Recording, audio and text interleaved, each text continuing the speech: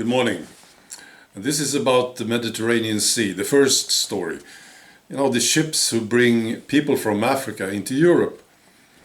Yeah, and then the plan is to redistribute them to the governments of Europe who are willing to take them. And these ships, I think their best friend among European politicians is the French president, Macron. Yeah, he's been very, very helpful, working hard. And he's been talking to the different governments in Europe, trying to form a coalition. He wants these nations to accept this plan to redistribute these people from Africa, you see. So there are certain governments in Europe who will cooperate with Macron, and then there are those who will not.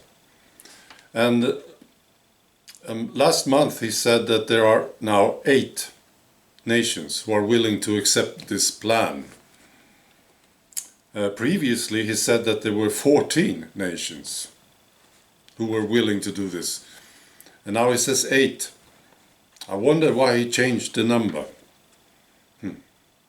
But now the governments who are mentioned as willing to accept the Macron plan are Germany, France, of course, his own nation, Luxembourg, Portugal, Croatia, Ireland, Finland, and Denmark.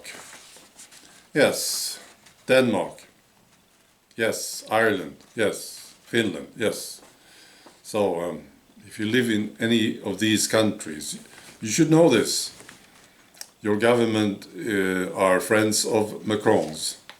Looks like it. And Denmark is interesting because you know what happened in Denmark. There was an election recently and the lefties won big. They did win the election. And possibly now we see a result of this. They are now friends with Macron. The second story is also about Denmark, actually. Last week there were 2 explosions in Denmark, one of them at this tax agency in Copenhagen. And there was a Swedish guy, a 20-year-old Swedish man. He has been arrested now on Tuesday this week after an intensive preliminary investigation and collaboration with the Swedish police. They don't give out his identity, they don't show a description, but I think his name is Bjorn. Yeah, with blue eyes and blonde hair. And then there's another one, they are looking for him, but he's still on the loose. I don't know if this guy is Swedish too. Maybe he's Danish. Yeah, maybe his name is Espen or something. All right. There was one person who was injured by the explosion, by the way. And you know, I've also been reading some more Australian news and about this attack in Sydney recently with this guy waving a knife and shouting Allahu Akbar. I was fascinated by this. ABC News, I read this article from ABC News Australia, and there was no mention of him shouting Allahu Akbar. It's a long article and no mention of it. And you know, I'm still, I can honestly say this, I'm still surprised.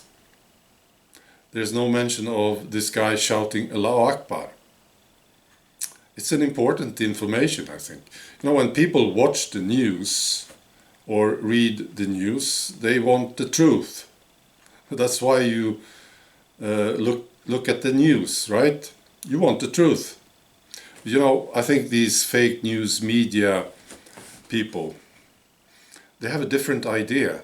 They think we should tell people about what's happening, but at the same time we should educate them.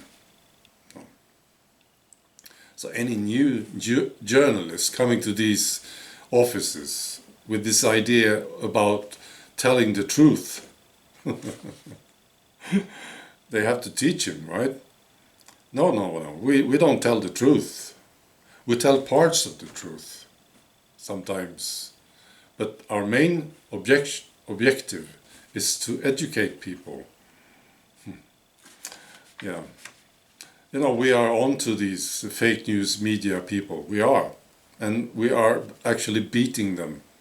And I think this is the key. People want the truth when they look at the news.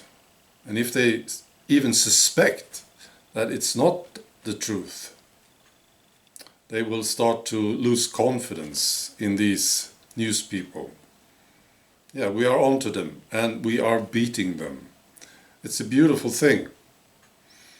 Okay, that's all. Be good. Bye.